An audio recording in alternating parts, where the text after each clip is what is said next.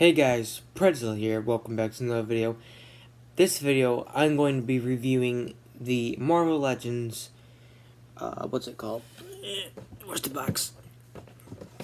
That's not the right box. Marvel Studios, first 10 years, Ironman. Mark 7, I do believe that's what it is. So this review is probably going to be a little short. I got this guy I bought him on Amazon about maybe a week ago. Or maybe it was 2 weeks ago. I don't really remember.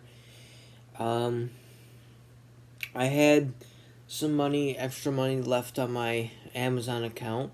So I thought I might as well buy something, and this is what I got. I know I usually don't get Marvel Legend figures, and I don't really talk about Marvel Legend type stuff. But I do sort of like collecting Marvel Legends. Not as much as I used to, but I don't really have a good Ironman figure, so this one's probably the best I'll get. And first impressions that I had, I do think it's really good. I really think it's a really good figure. But before we talk about the figure in general, we have some accessories.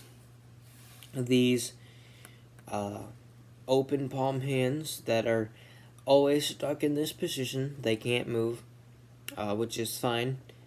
And it also comes with these blaster type things. You can use them for this, or you could put them on the bottom of his feet to make him look like he's flying, which I think is really cool. I did have something like this come with my one of my Iron Man figures, my older one. I think my first Iron Man figure. It was from the Captain America Civil War 3-pack with Spider-Man, Captain America, and Iron Man. I do believe it came with a more darkish orange version and a blue fire stuff. So it is pretty cool. But I do see that usually for these kind of figures, the 10 years type things, they usually have more accessories. This one doesn't really have much, but it's okay. It's not not the best. Figure in general looks really good. I don't see any problems with it. I don't have any scrape paints. There's some things here and there, but nothing that I would really complain about. This suit isn't really necessarily my favorite suit. My favorite suit currently is probably the one from Infinity War, because I thought that was really cool, but I was very disappointed on the Marvel Legends Iron Man from Infinity War figure, because that figure's just absolutely terrible. I don't like it at all. Well, my version anyways. Also, that I think is a really cool adaptation thingy that they added is these things right here. Supposedly in the movie they help Iron Man fly. I don't really pay attention to that kind of stuff, but they do move on the figure, which I think is really cool. Make him look like he's flying, and all that kind of stuff. I really think it was pretty cool that they would add that. If it was a regular Marvel Legends figure, they wouldn't obviously not add that. So, I think that's really cool. make it more movie accurate. And then it looks like I can like freaking pull the mask off. I know I can't, but it just looks like that. Anyways, articulation. The head can move up that far. Doesn't go much far as some other Marvel Legend figures, and it goes down a little bit, not by much. You can turn it 360, break his neck. There's a little bit of pivot right there, and you can shift it back and forth.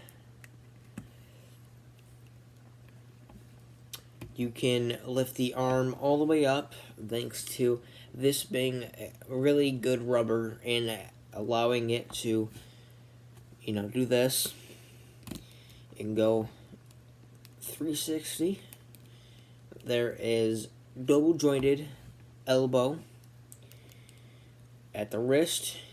So just with 360 goes up a little bit, but this thing right here kind of limits that, but it can go down a pretty decent. And the waist, you can swivel it. I guess you can kind of make them look back, and yeah, you can make them go back about that far and forward. If you can straighten out forward about that far, which is, isn't really much. I thought it had, what's it called? Side swivel or something like that. But I guess not. The legs can go out that far. They go back that far. Go out that far. Obviously, you can kind of do it like that, too. Double jointed knee. A little bit of pivot at the ankle. You can get the foot to go down all the way there. And a little bit up, but this right here limits that. And I do believe that is all the articulation. So, rating this figure, I'd probably give it a 9 out of 10. It's a really good figure. Has a really good articulation. Not the best, but decent for what it's worth, because I bought it for $12. The accessories, there could have been more. These are kind of useless for me. But, these aren't that useless, but the hands are. Because I usually have fisted hands on all my figures. Not all the time, but most of the time. But what does give a plus up is the movie accurate thing that does right here. I think that's really cool. Head not moving up all the way is a little disappointing, but it's nothing too major.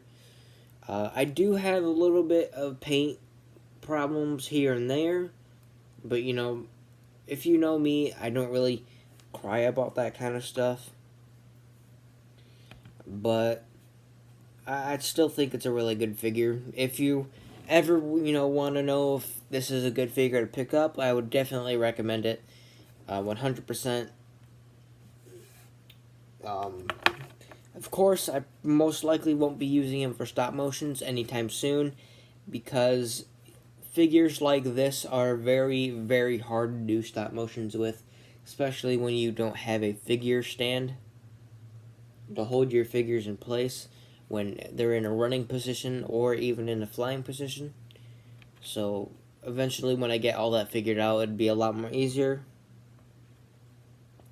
But in the meantime, I do have another video coming out tomorrow. And next review will probably be around June 15th to June 16th. And maybe maybe sometime in May if I get another figure. But as it currently stands, the next figure I'm going to be reviewing is on June 16th, sometime around there. But anyways, thank you guys so much for watching, and I'll see you next time.